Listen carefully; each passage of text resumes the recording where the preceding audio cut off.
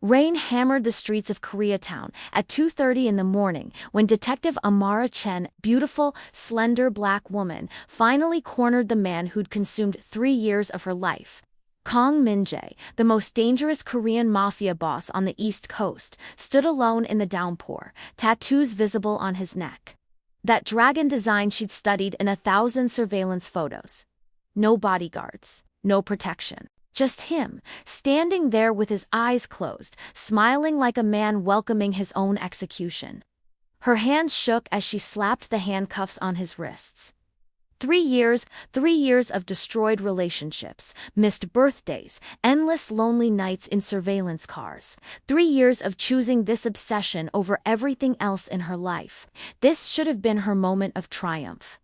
Victory, justice finally served. But when he turned to face her, rain streaming down both their faces, he whispered words that would shatter everything she thought she knew. Finally, I'm caught by you, not just caught by her. As if he'd been waiting, as if this beautiful, dedicated black detective wasn't the hunter at all, but something far more dangerous to them both. What Amara didn't know in that moment was that this Korean crime lord had spent those same 3 years studying her just as obsessively, that he'd dismantled his entire empire, became a federal informant, and orchestrated his own capture, all for one impossible reason.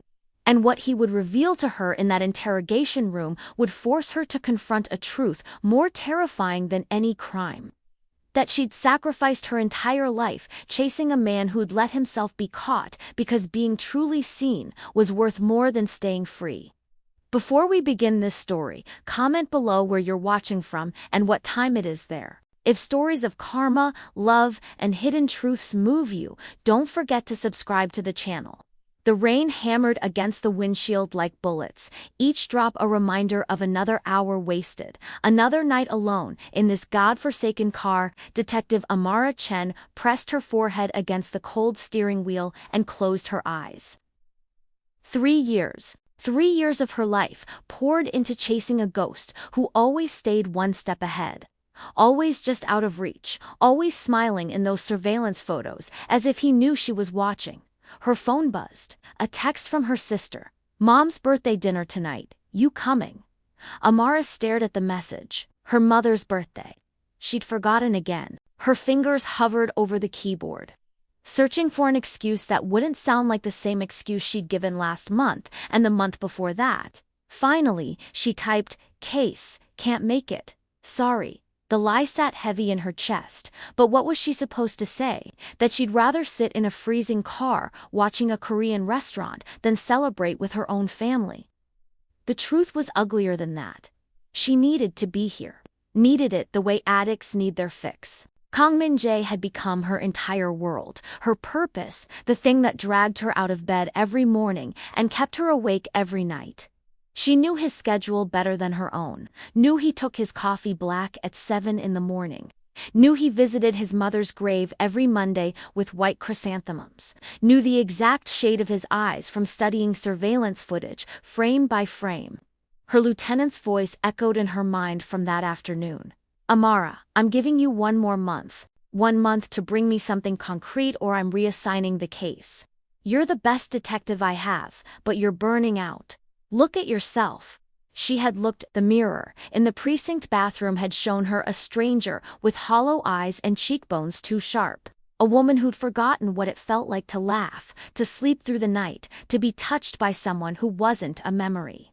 The restaurant door opened. Amara's heart slammed against her ribs. Min-Jae emerged alone, without his usual entourage of bodyguards. Without his driver, without the armor of power he always wore like a second skin. He stood in the rain, head tilted back, eyes closed, and the strangest thing happened. He smiled. Not the cold, calculated smile from the photographs. This was something different, something that looked almost like relief. Every instinct Amara had developed over 12 years in law enforcement screamed that something was wrong. Criminals didn't stand alone in the rain at 2:30 in the morning. They didn't dismiss their protection. They didn't smile like men welcoming their own execution. But her hand was already on the door handle, her body moving on its own. 3 years of obsession, pulling her forward like a riptide. Kang Min-Jae, NYPD, hands where I can see them. He turned slowly, and Amara's breath caught. The photographs hadn't captured the intensity of his gaze. The way his eyes seemed to see straight through her badge and gun to the lonely woman underneath. He raised his hands in surrender, but there was no fear in his posture. Only that smile, growing wider, more genuine, more devastating.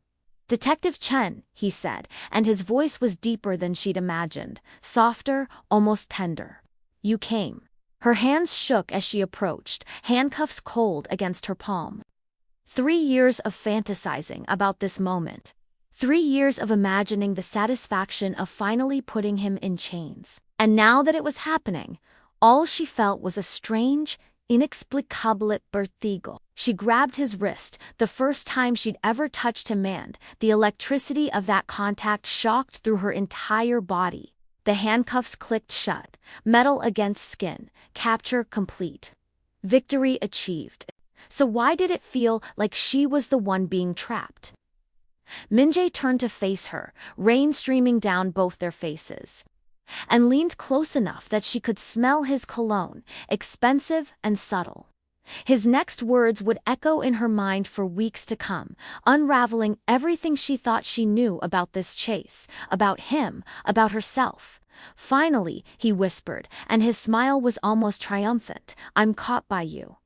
The interrogation room smelled like stale coffee and desperation. Amara had sat in this exact chair hundreds of times, had watched hundreds of criminals crack under the weight of their own guilt, had learned to read every nervous tick and tell. But Kang Min-Jae sat across from her with the calm of a man attending a business meeting, his handcuffed wrists resting on the metal table like he was simply waiting for tea to be served. "Where are your lawyers?" Amara demanded, slamming a folder on the table. "Why haven't you asked for a phone call? Why aren't you demanding your rights?" Min-Jae tilted his head, studying her with those dark, penetrating eyes. "Because I don't need them, detective. We have evidence. Bank records, witness statements, surveillance. You have nothing." His voice was gentle, almost apologetic. "If you had real evidence, I would have been arrested 2 years ago. We both know this." Amara's jaw clenched. He was right, and they both knew it. Every lead had evaporated like smoke. Every witness had disappeared or recanted. Every financial trail had led to legitimate businesses, perfectly legal transactions, airtight alibis. She had worked herself to the bone, chasing shadows, and the man casting those shadows was sitting here telling her she'd failed. Then why? The question burst from her lips before she could stop it. "Why did you walk out alone tonight? Why did you let me take you?" "I didn't say I let you take me." Min-Jae leaned forward, and the handcuffs clinked against the table. "I said, you finally caught me. There's a difference. Stop playing games." Amara, the use of her first name, hit her like a physical blow. No detective, no title, just her name, spoken with an intimacy that had no business existing between them. She opened her mouth to correct him, to reassert the boundaries of their roles, but he continued before she could speak. "How long has it been since you slept through the night? Since you ate a meal that wasn't takeout in your car? Since you saw your friends, your family, anyone who wasn't connected to this case? That's none of your 3 years." His eyes never left hers. "You've dedicated 3 years of your life to me. Do you know what that means? I've occupied more of your thoughts than any lover ever has. I've been with you at breakfast, lunch, and dinner. I've been your first thought in the morning and your last thought at night. Tell me, detective, when was the last time any man gave you that much attention?" Amara's face burned. She wanted to hit him, to wipe that knowing look off his face, to prove that he was wrong, that this was just professional dedication, that she hadn't sacrificed her entire life for the sake of catching one man. But the words stuck in her throat because somewhere, in a place she refused to examine, she knew he was speaking the truth. "You're a criminal," she said, and the word felt hollow even as she spoke it. "Yes." He didn't deny it. "And you're a brilliant, beautiful woman who chose to hunt me instead of live her life. Why? Ask yourself that question. Why me specifically?" There are hundreds of criminals in this city. Murderers, rapists, traffickers, far worse than I could ever be. But you chose me. You made me your mission, your purpose, your obsession. Why? The door crashed open. Lieutenant Morrison stood in the doorway, his face grim. Chen, release him now. Amara's world tilted. What? His lawyers are here with a federal judge. He has immunity. Full immunity from prosecution. The words didn't make sense. Couldn't make sense. Amara stood frozen as Morrison unlocked the handcuffs himself, as Min-Jae rubbed his wrists with casual indifference, as 3 years of her life crumbled into dust. Immunity. Her voice came out as a whisper. How? Min-Jae stood, adjusting his suit jacket with the care of a man who'd never been truly detained at all. I've been a federal informant for 18 months, Detective. Every piece of intelligence I provided has taken down operations far larger than mine. The FBI values my cooperation. You've been working with the feds. I've been working towards something, yes. He buttoned his cuffs, those scarred hands moving with practiced elegance. I told you, I'm many things. A criminal, an informant, a man tired of living alone at the top, with no one who truly sees him. He paused, those dark eyes finding hers. You understand that, don't you? The loneliness of dedication, the isolation that comes from caring about your mission more than yourself. Amara wanted to scream, wanted to arrest him anyway, consequences be damned. Wanted to prove that these 3 years hadn't been a complete waste, that she hadn't destroyed her life, chasing a man who'd been protected all along. Min-Jae reached into his pocket and placed a business card on the table. Simple, black. Just a phone number embossed in silver. My personal line. For when you realize it wasn't just professional obsession. Amara. For when you're ready to admit that you studied me because you wanted to know me, not just catch me, I will see. That smile again, the one that haunted her surveillance footage, but softer now, almost sad. You spent 3 years learning everything about me. I spent 3 years learning everything about you. The difference? I know what I want. I want someone who sees me, truly sees me, flaws and all. Someone who doesn't run from dedication, who understands obsession, who knows what it means to sacrifice everything for what they believe in. He moved toward the door, then paused. You were never just a detective to me, Amara. You were the only person in 3 years who looked at me and saw a challenge worth dedicating herself to. That meant something. It still does. The door closed behind him. Lieutenant Morrison was talking something about procedures and federal oversight. But Amara couldn't hear him over the roaring in her ears. She stared at the black card on the table, at the number that represented everything she should walk away from. 2 weeks later, at 3:17 in the morning, after another case collapsed and another night alone in her apartment, Amara found herself holding that card, her phone in her other hand, her finger hovering over the digits. She dialed. He answered on the first ring. You took longer than I expected. The diner was neutral territory. A 24-hour place on the edge of Queens where neither cops nor criminals held dominion. Amara sat in a booth near the back, her hands wrapped around a coffee cup she hadn't touched, her gun a reassuring weight against her ribs, even though she'd promised herself this wasn't about the job. This was something else. Something she didn't have words for yet. Min-Jae slid into the seat across from her. No bodyguards, no entourage, just a man in an expensive coat looking oddly vulnerable in the fluorescent lights. He ordered coffee, black, and for a moment they sat in silence, 2 people who'd spent 3 years knowing everything and nothing about each other. Why did you really do it? Amara asked finally, her voice barely above a whisper. Why did you let me catch you that night? Min-Jae took a slow sip of his coffee, and she noticed the faint shadows under his eyes. The tiny lines of exhaustion that even his careful composure couldn't hide. Because I realized something 6 months ago. I'd built an empire. I had money, power, respect, fear, everything a man supposedly wants. But I woke up every morning in a penthouse, surrounded by people who worked for me, not with me. People who feared me, not knew me. and the only person in the entire world who'd dedicated herself to truly knowing me was the detective trying to put me in prison. That's insane. It's lonely. His voice cracked slightly on the word. Do you know what it's like, Amara? To be surrounded by people and utterly alone. To have no one you can trust, no one you can be honest with, no one who sees you as anything other than a means to an end. Yes. The word escaped before she could stop it.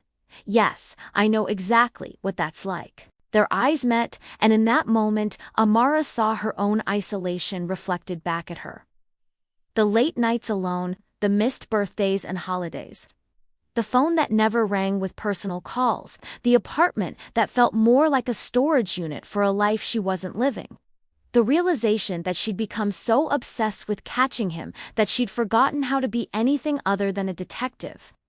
3 years ago, Min-Jae continued, I saw you in a courtroom, some minor hearing about a case you were building.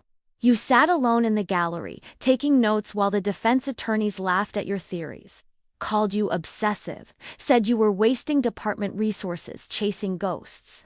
And you didn't flinch, didn't back down. You just kept writing, kept believing, kept trying. He leaned forward. I fell in love with that persistence, that faith, that refusal to give up even when the whole world told you to. So you what? Made yourself my target?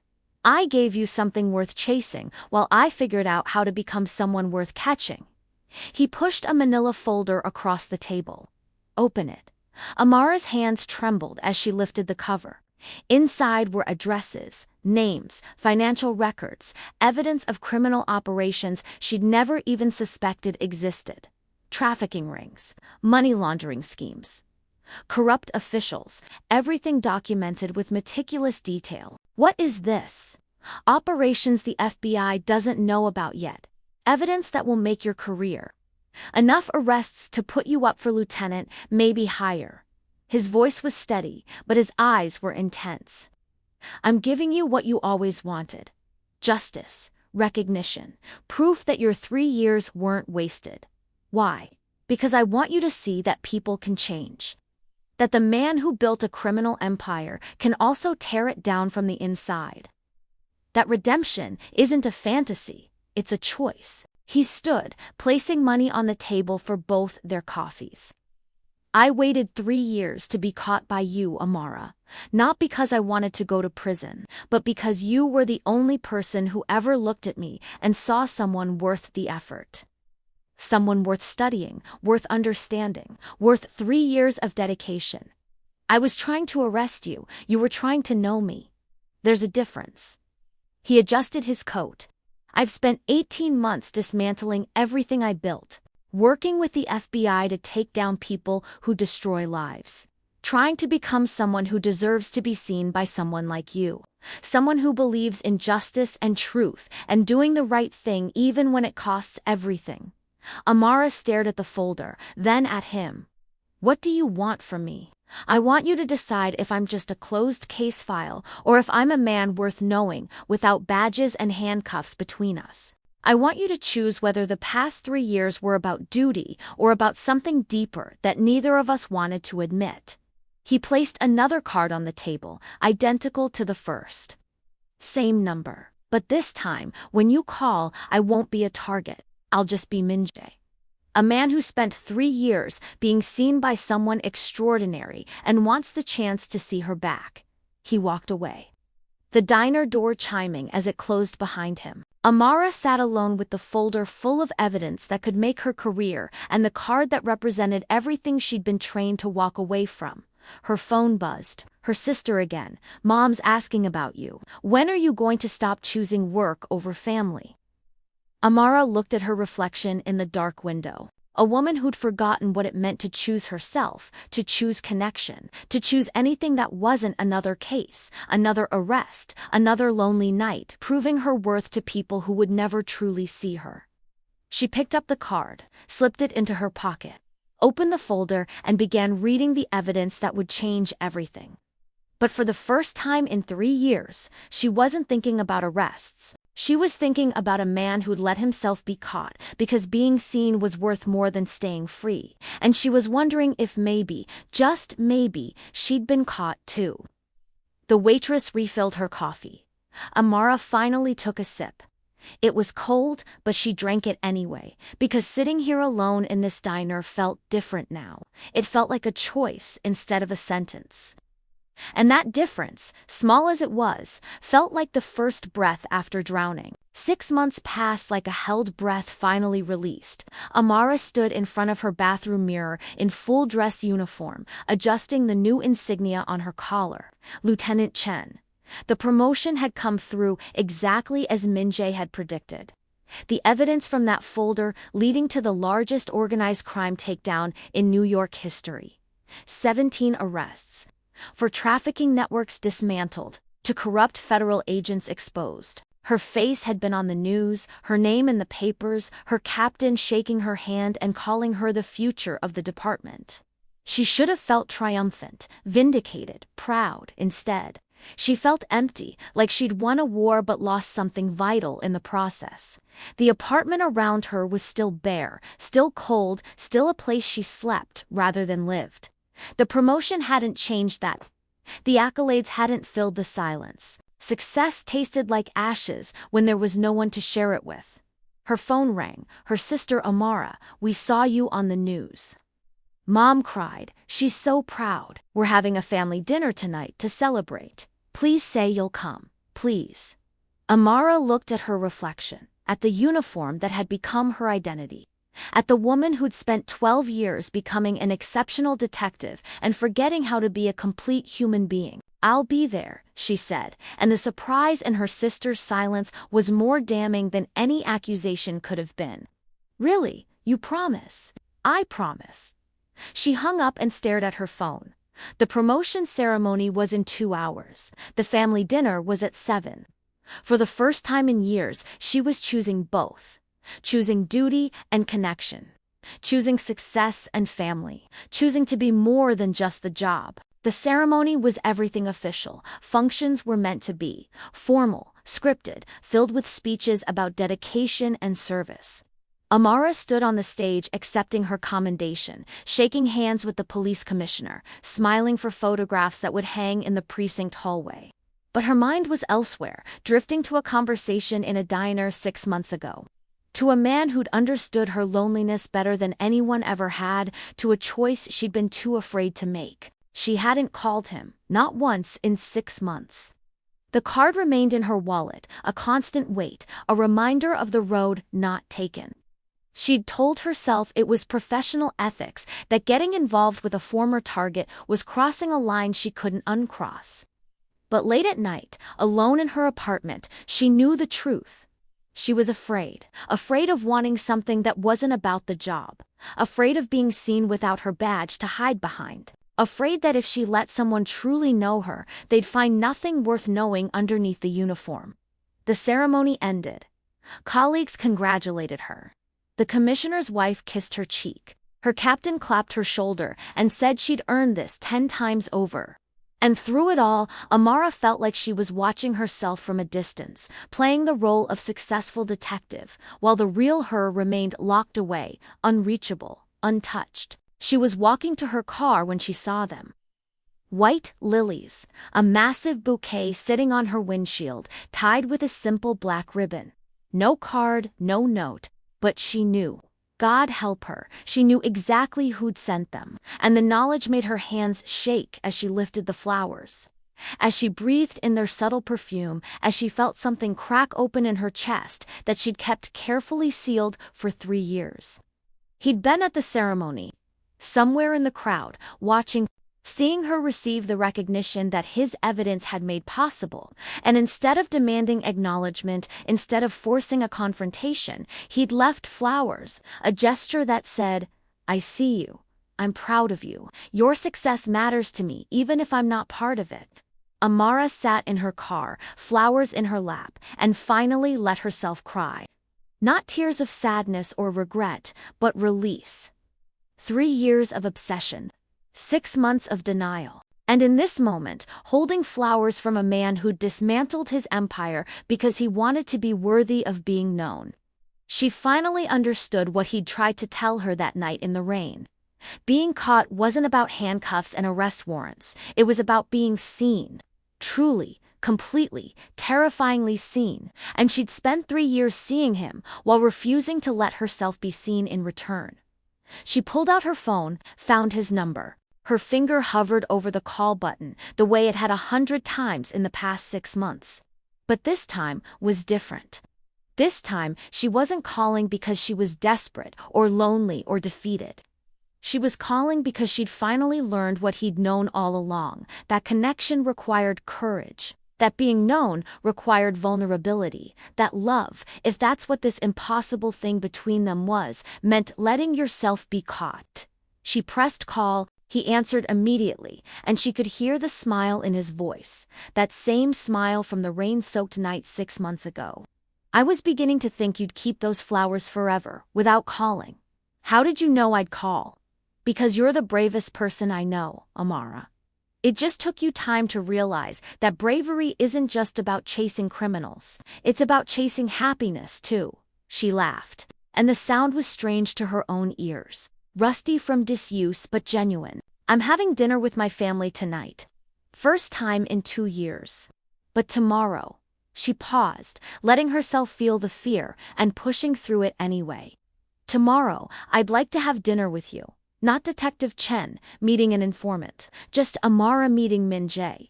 I've been waiting 3 years to meet Amara." His voice was soft, almost reverent. "I can wait one more day." She hung up and sat in her car, flowers in her lap, insignia gleaming on her collar, and for the first time in longer than she could remember, she felt whole. The job would always be part of her. Justice would always matter. But she was more than her badge, more than her cases, more than the lonely detective who'd forgotten how to live. That evening, she sat at her mother's table, surrounded by family. Listening to her niece's chatter about school, watching her sister laugh, holding her mother's hand, and feeling the warmth of belonging she'd sacrificed for so long. And tomorrow, she would sit across from a man who'd let himself be caught because being seen was worth more than being free. And she would finally let herself be caught too. The line between hunter and hunted, she realized, had always been thinner than she wanted to admit. They'd spent 3 years circling each other, 2 lonely souls pretending it was about duty when it was really about connection. He'd been brave enough to surrender first. Now it was her turn. Outside, the city continued its endless rhythm. Crimes were committed. Arrests were made. Justice churned forward with mechanical precision. But in this moment, in this choice, Amara Chen chose something more precious than any conviction. She chose to be known. And in being known, she was finally, completely, beautifully caught.